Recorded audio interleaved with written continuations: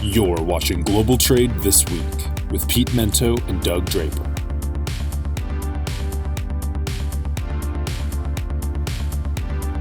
And welcome everyone to another exciting episode of Global Trade This Week, brought to you by the good people at Cap Logistics.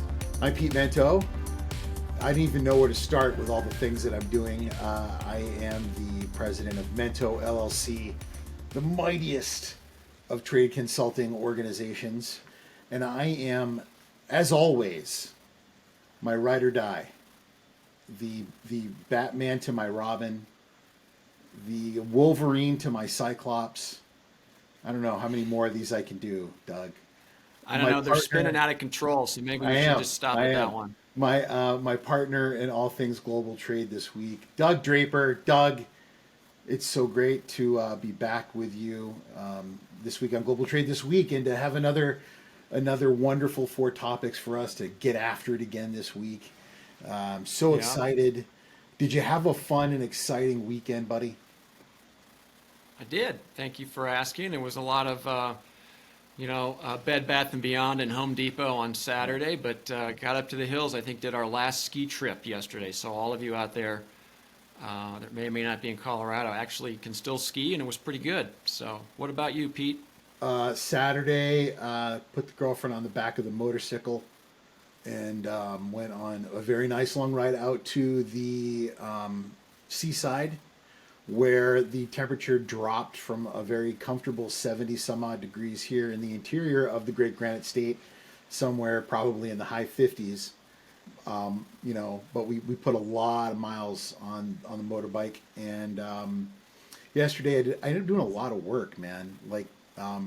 You like to give me a lot of crap about being my own boss, but part of that is clients want what clients want when clients want it, bro. And they really don't care. So, I ended up spending a significant portion of my day yesterday working on something. And but I had a great weekend. I need spring badly.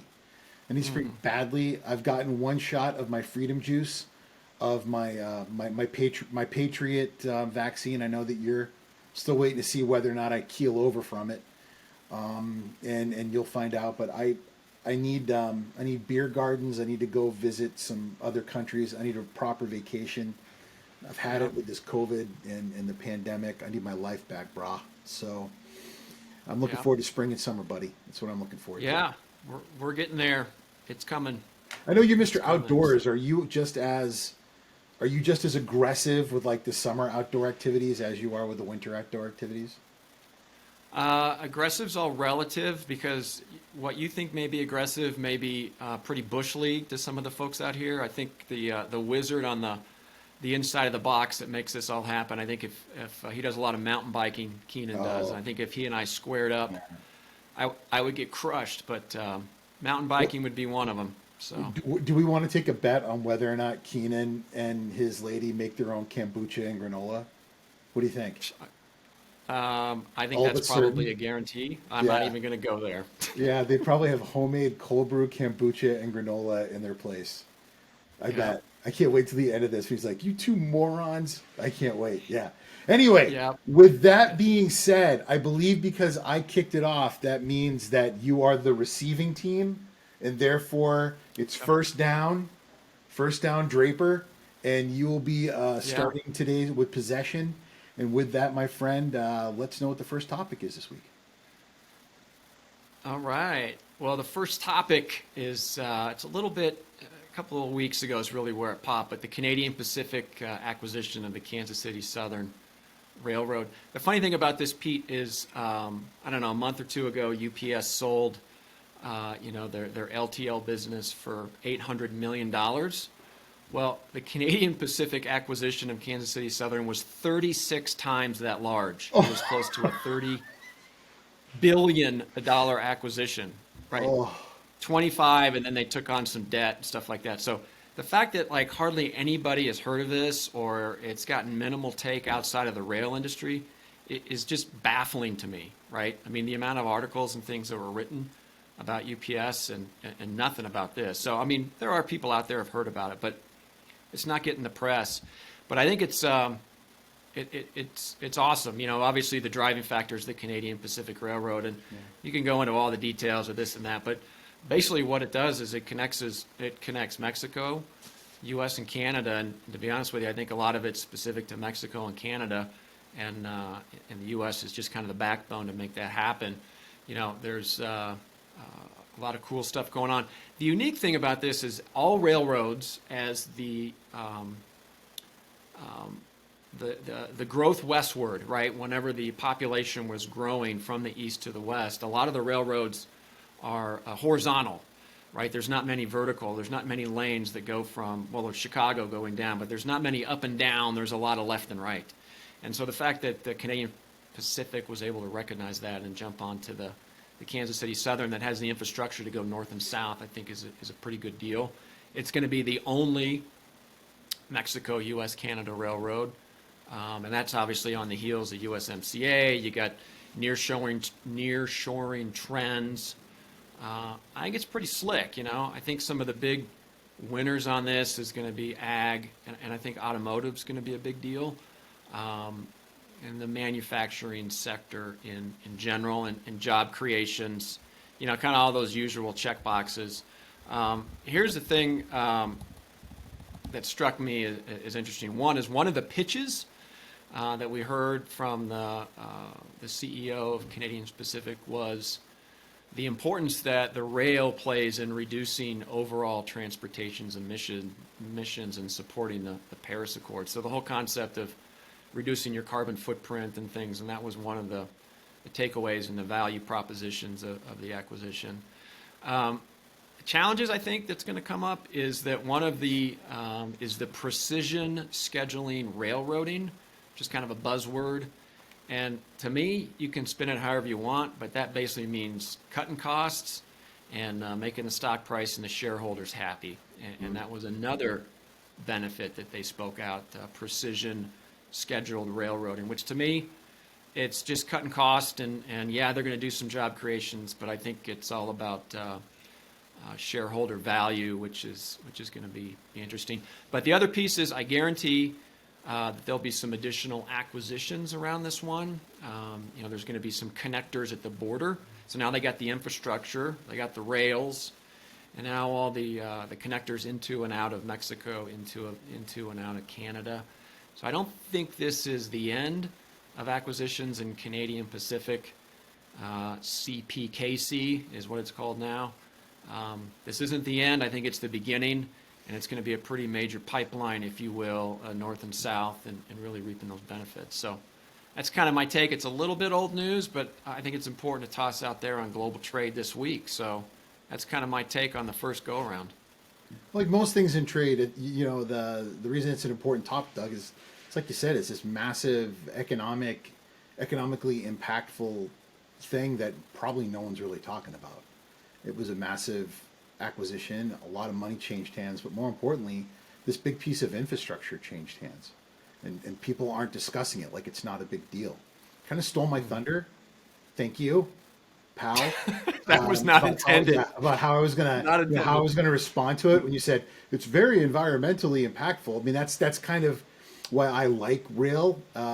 When I did trade school last week, I think one of the things I learned about rail, because I'll admit I'm not very learned when it comes to rail, was just how much they can move with energy. You know, I was shocked that rail can move 50 times as much weight as over-the-road tractor trailers for the same amount of energy. It's what it comes down to, you know, because they basically get it moving and they keep it moving. They don't have to stop. So it's just physics. You know, once you get it going on the rail, and you can pretty much keep it going because you don't have to stop and there's less friction and get all that weight behind it, right? You just sort of keep it going. And I never really thought about that before. Once you get something on the rail and those big convoys and you get it moving, you got physics on your side. And yeah, it's better for the environment to burn less fuel. And many times these rail passages are going through parts of the country where there's less resistance and less traffic for it to come across, and it has a lower environmental impact. I guess I'm wondering if these big, massive new conglomerations will have more political power and maybe more, more stroke politically to maybe get better infrastructure, because I'm just not seeing better infrastructure coming out of the bills and out of DC that they're probably going to need to continue to be able to use that great dominance from environmental impact to keep that going. Yeah. Well, Canadian Pacific, they're a thought leader in the industry. They had pretty wild renegade leader for a while, so I think there's more things to come in this topic. So anyway, there you go. 1 down, 3 to go. Pete, Yeah. give me yours. Well, as far as my great topics go this week, I went a little maverick, man. I went a little rogue. Normally, you're the one that goes a little crazy. I went a little crazy. So last week, my diet got the best of me, and I turned into Angry Pete. I've lost almost 83 pounds since January 7th, which is wonderful. Very happy about that. But while I watched my girlfriend and my daughter eat just massive piles of chocolate, just like unholy amounts of crap, and I sat there, eating my high protein, high fiber shakes, just miserable. I got angry last week. I was not in a very good place psychologically. And I had to do trade school about the infrastructure bill. And that led me to begin to think about who is coming up with our plan for transportation infrastructure and dealing with congestion. Because really, congestion in America right now, it's very simple, all right? We can't stop consuming, right? We can't stop consuming. And everything gets to the ports where it hits this brick wall of, we don't have enough port infrastructure. We don't have enough drivers. Our roads and bridges and tunnels and everything else are crap. Our rail isn't well enough. Distribution isn't done well enough. Blah blah blah blah blah. We have an absolutely epic, almost cosmic problem right now with regards to infrastructure. So who is at the helm of coming up with the next generation of dealing with it? Pete Buttigieg. Mayor Pete, right? So I'm putting together. See, I'm getting animated. I started putting together this trade school, and I'm like, I met Mayor Pete when he was here in New Hampshire running for president. He was super nice. Like, when you live in New Hampshire, you end up meeting everybody, Doug. Like everybody, like Tulsi Gabbard was awesome. Like I met all these people. I met Mayor Pete. Mayor Pete was a Navy guy. So of course I'm going to get along with him. He's like the nicest guy ever. And so I start reading his resume. When he's the new head of the Department of Transportation, I'm like, wow. Like I have literally, like, I have pulled people out of the toilet on beer drunks and helped them clean themselves up and put them in a cab like a few weeks ago that were more qualified to be the head of the Department than this bro. Like, he has accomplished nothing that would qualify him to be in charge of the transportation infrastructure for the greatest economy in the history of mankind, which, by the way, is in total and complete crisis. So I start reading his resume and I'm like, well, what has he done? Okay, he worked on some sewer projects. He put smart lighting in, and he worked on some traffic problems in his town. Awesome. We have port crises, we have bridge crises, we have tunnel problems everywhere, we have rail infrastructure issues, we have broadband problems. 63% of Americans are currently not able to get involved with broadband. They can't get a hold of it. It doesn't exist where they need it, okay? Like all these problems. And we put Mayor Pete in charge because he's an executive and he can make it happen. So what I get to is like, when is the last time we had somebody in the cabinet that actually had the background to understand all these things? And I know I'm going to get from everyone, well, the president doesn't have to know what the president has to know, and all these people in the cabinet, and rah, rah, rah, rah, rah. Okay, I get it, whatever, right? I got a master's degree from Harvard in government. I understand, okay? I get it. But wouldn't it just be refreshing as a tall glass of lemonade on a hot summer's day to have somebody who is managing what is truly an economic crisis, because it is, who understood at a granular level the problems that are transportation infrastructure crises currently? What do we have to do to get that person in this job and to be able to speak intelligently about this problem? What do we have to do to have that happen? Do bridges everywhere have to start falling into rivers? Is that what it's going to take to have somebody who actually can manage it? Because I think it's ridiculous that we're at this point. And I guess thus endeth the rant, Doug. Thus endeth the rant. Well, you and I spoke about this, last week, and then you spoke about it on Friday. Totally get it. I mean, here's my take on it. Right? It's a stepping stone to take the next level in 2024. It's a resume builder. I like Pete. I like Transport Pete. He's a good dude. You spoke about him as a person and as a character. He's going to follow the agenda of what's been set in front of him, which is the Biden infrastructure plan, which we both are pulling back and trying to find where infrastructure is in this bill, of all the things you just spoke about to keep the economy moving forward. So he'll do a good job of moving forward with the agenda. We think the agenda and the plan is skewed and missing all the things that's important to you and I and most of our listening audience. And he'll check some boxes, and then he'll run for president again in 2024. It's a stepping stone. I get it.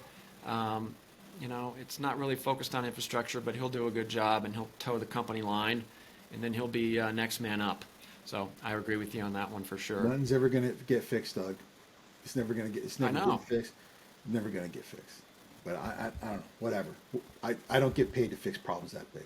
He does. So good luck, Pete. Yeah. You were a nice dude when I met you at the Red Arrow Diner. You seem like a really nice cat. So good luck, bro.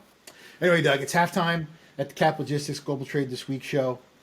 That means that you get to start off with our third topic, my friend. Yeah. Let's hear it. Yeah, and it kind of goes along to what we just said, and in the sense that I think we're going to see, this is the forward-thinking piece of it, is there's going to be a lot more private investment in infrastructure as things, move forward, because of what you and I just spoke about. Nothing is getting done, and the creative ingenuity of the American business person, where there's a will, there's a way, and if there's a buck to be made, somebody will come up with a solution. So I think that people are going to get sick of it, and companies are going to get creative in how they align and start building infrastructure. And I think it's not going to be in the sense of roads. I don't think, there's toll roads and roads that are owned by private groups and public-private partnerships and things of that nature. But as you indicated just a minute ago, the problem was whenever you get to the connectors, when you connect ocean to the ground network, when you're trying to move from one rail system to the other, and the point in which you connect is really where things start to back up. And once they start backing up, you can never recover for it. So my point is, I think there's going to be a lot of private investment in infrastructure as related to connecting different modes of transportation, whether that's a cross-dock facility at the port, or whether it's some of these logistics parks that we mentioned in a couple of shows. Again, I think I'll give a shout out to the Alliance Business Park, logistics park outside of Dallas, Fort Worth area, and then the Rickenbacker in Columbus. But you're going to have these private companies like, I'm going to make some money. Here's what we're going to do. We can charge what we want to charge because we have a solution that's more seamless than an infrastructure provided by somebody else. And so I think you're going to see that. I think there's going to be some creative approaches to it. And I say that it's going to be the connectors because that's a single point, right? I mean, it's a specific, literally a piece of geography that you can manage. Trying to build a road and charge a toll on it, that's a whole lot of distance and a whole lot of management. But if you have an infrastructure that is in one location, you can control some of the costs and you can control the fees associated with using that facility. So I think it's going to be the connectors. And this may sound crazy, but I think they're going to get, meaning the companies and this whole industry, is going to get creative with how they fund it. This may sound crazy, Pete, but a franchise model to some degree with a component of that connector, I think could be down the road. But it's going to be cool because somebody's going to say enough's enough. I cannot have bridges fall apart. I cannot have my freight stuck in Chicago for 5-6 days because it can't freaking move 20 miles to another connecting point. So that's my take. Private investment in the infrastructure will be rising, and it'll be fun to see the creativity that's going to come out of the human ingenuity. There you go. I can't believe I agreed with both your topics this week. So how about we start with that? High five. Air high five. Mark it down. Mark it Mark down. it down. Mark it down, Kanan. Put your kombucha down. Mark it down. Can you put liquor in kombucha? I don't know. I don't Hell want to talk yes, about you that. can put liquor in anything. That's a good point. You guys in Colorado probably put THC in it. And you're selling it at the dispensaries. But the idea of these partnerships, I'm going to take a little bit of a higher level on it, right? Where I've been fortunate, and so have you, in our careers, probably, going back to 9/11 now, we're looking at 20 years now, where we've watched CT-PAT as an example, where the government, local ports, airlines, freight forwarders, independent companies, they all got together to deal with a big problem. And when they all got together to deal with that big problem, they said, we don't know what the answer looks like, but we know that working and collaborating together is better than doing nothing at all. And I think that when we see this last year, really, of port congestion, when we see problems with rail, that last mile congestion you talk about a lot, problems with drivers, we know that doing something together and trying to come up with an answer is better than dealing with what we've got right now. So I think you're right. I think that coming up with ways to induce investment through either some kind of a tax inducement maybe, or whatever the case may be, is going to get people that profit motive to really spend. I mean, Amazon has essentially started their own freight forwarding companies. They're leasing aircraft. They've got their own customs house brokerage. They've set up warehouses all over the place. Why? Because it's in their best financial interest to do that in the end. So the more that they're induced to do that, they're going to go outside of what are more common and fundamentally legacy answers to transportation problems, because ultimately it's what's best for them and their shareholders. So if the government can see that and say, well, what else can we do to get them to try to answer these problems on their own, I think you're going to find independent business working with localities to deal with port problems, to deal with rail problems, to deal with all these other problems. So that's what I hope, at least. Yeah, cool. All right. So let's wrap this thing up. What's your final one here, Pete? This is a good one. Yeah. Speaking of, I told you I was in the mood to really stir it up this week. So, immigration and trade. Many people aren't aware of this, but one of the main reasons for the original North American Free Trade Agreement was to spur economic opportunity in Mexico. And by spurring economic opportunity in Mexico, thereby keeping people more likely to stay in Mexico, because if they have economic opportunity in their own country, they're more likely to seek economic opportunity elsewhere. And there are many studies that can show you that it has had a lasting long-term effect on stemming illegal immigration into the United States out of Mexico. Now, we look at ourselves over the course of the past, let's focus at the last 6 years, where we've had a rush to the border in the United States. Many of the people that we're dealing with are coming from really just horrifically disastrous economies in places like Nicaragua, Honduras, Guatemala. I mean, some places that are being absolutely horrible things are happening in these parts of the world, and there is no economic opportunity. But what I wanted to talk about today was an attitude that is beginning to bubble up again and again from people who look at everything from narco-terrorism to terrorism, which is the way that you tend to stem violence, is by creating economic opportunity for people who would normally migrate towards narco-terror or jihadism. If an individual has a chance to make a good living, provide for their family, and avoid gravitating towards either a political or a violent extreme, they tend to do that. They end up going there because of desperation. They have no other opportunity.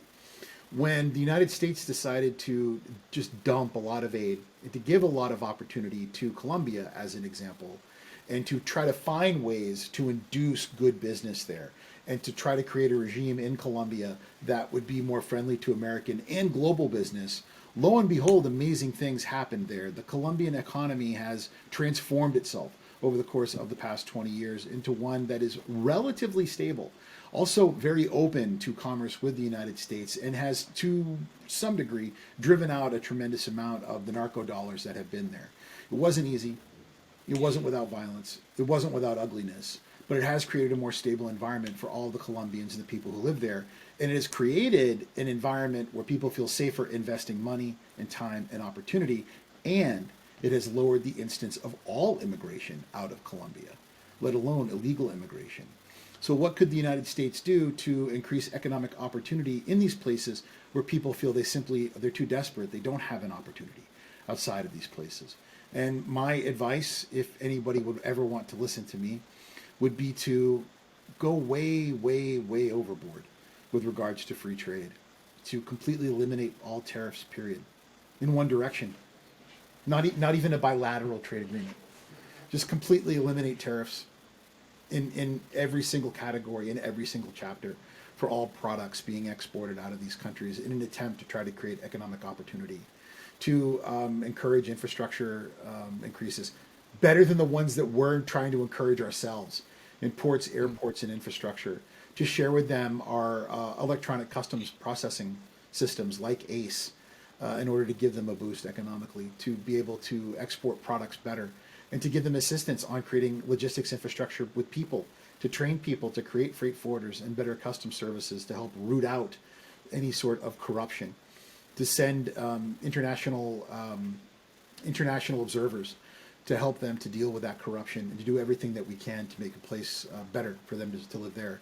People don't want to leave their homes. They want to live there. They want to enjoy their own culture and make a safer place for their children ultimately. And we've seen that again and again. So what can we do to help them with that? We can use trade as a bridge. I really do believe that. I always have. That's why I've been in this silly business for as long as I have.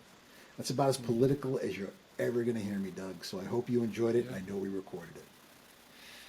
Well, I'm sure there'll be some folks on LinkedIn that'll chime in. You just kind of stoked the fire on that one with saying eliminate all tariffs. So that would probably be another topic.